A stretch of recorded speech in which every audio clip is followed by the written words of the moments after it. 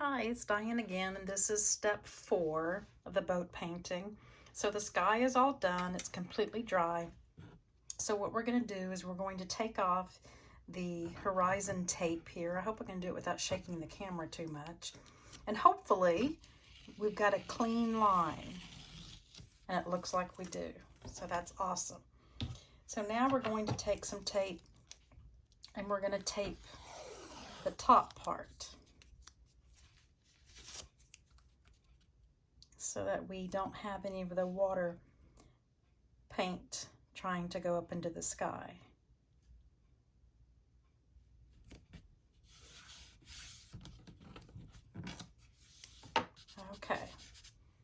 Okay, so as you remember from the other tape, the other recording, we've got a few colors in the sky. We've got lemon yellow, we've got cad red, we've got magenta, cerulean, ultramarine blue, and indigo. So what we're going to do is we're going to do those same colors in the water, because usually what you see in the sky is what's reflected in the water. So this is where we're going to use the dry brush technique for just about the entire thing. So how that works is, and I'm going to use the same colors. These are they're all dried now, so they'll get reactivated when I put the wet brush on it. So this is that cheap brush I was telling you about, the Simply Simmons brush that cost about $3. So dry brush technique is pretty rough on brushes, like I said before, and you don't want to use your expensive brushes to do this. So Simply Simmons is just like the best. So dry brush technique is you get some paint on your brush, and I usually will dab it a little bit on a paper towel or something, and then you take it by its side and then you just go across the paper, and the texture of the paper will grab some of the paint. Can't really tell with the yellow, so I'll do it with the magenta. So I've got some magenta on here. I'm going to tap it on my paper towel so I don't get too much. The brush is on its side, and I'm just going to rub it across the paper.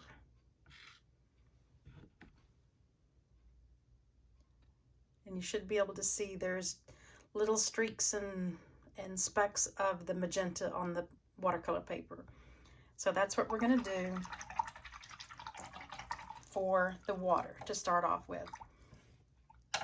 So first I'm going to do some yellow in certain areas, and not, I'm just going to kind of be sporadic about where I put it.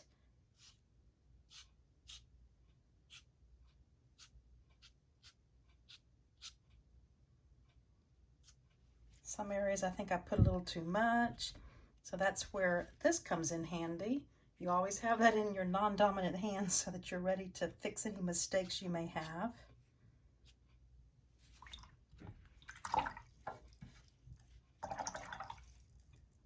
You probably can't see it too well. There's not a whole lot of yellow on there, and that's the whole key to this, is just to do just a tad. Now I'm going to come in with the magenta. I'm going to dab it on the paper towel, on the napkin. What's really good to do is have a scrap piece here to test to see, hey, do I have too much? Do I have enough?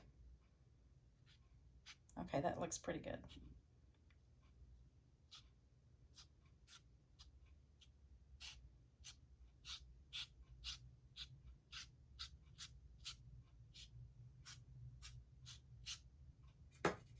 A little bit more.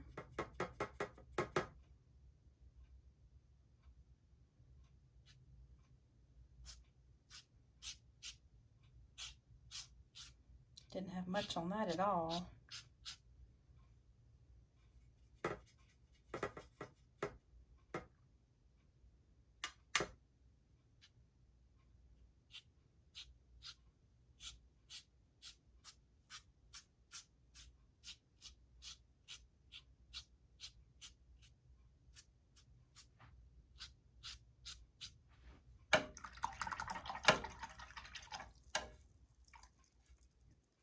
Now I'm going to do a little bit of the cerulean blue.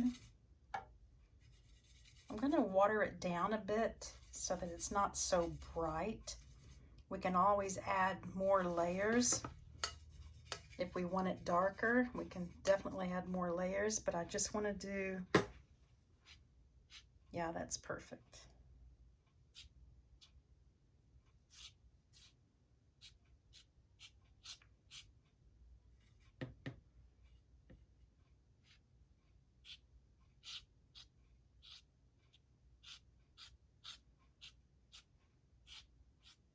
I'm trying to stay away from where the yellow is.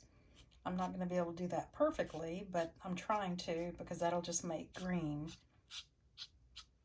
But where it's hitting the magenta, it's turning a little purple, which is perfect because that's what the sky looks like.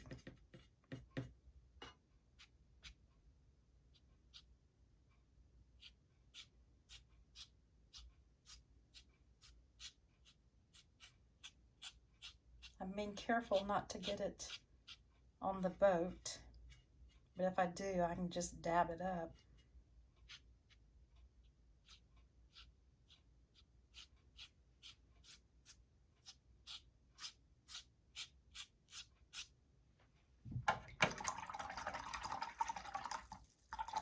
Okay, that's all I'm going to do for now. Doing the water really takes a lot of time and patience. You just do a little bit with the dry brush technique. You let it dry.